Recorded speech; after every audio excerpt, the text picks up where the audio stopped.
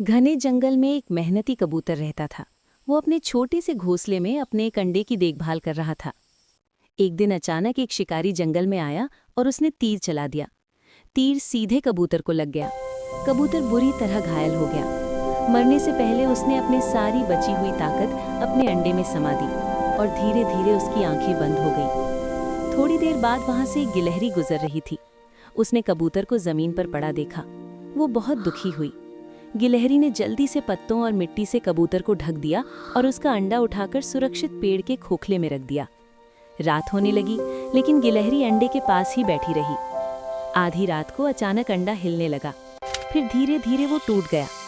उसमें से एक छोटा सा प्यारा कबूतर का बच्चा बाहर आया। गिलहरी की आंखों में खुशी के आंसू आ गए। उसने उस बच्चे का नाम चीकू रखा।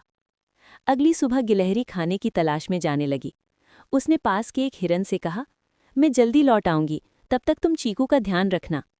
हिरन और चीकू खेल रहे थे कि तभी अचानक आसमान से एक बड़ा बाज नीचे झपटा।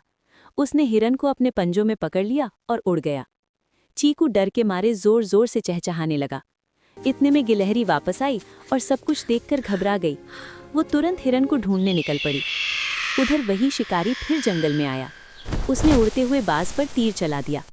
बाज घायल हो गया और उसके पंजों से हिरन छूटकर नीचे गिर पड़ा। हिरन जमीन पर जोर से गिरा और उसकी सांसें रुक गईं। गिलहरी और छोटा चीकू ये देखकर फूट फूट कर रोने लगे।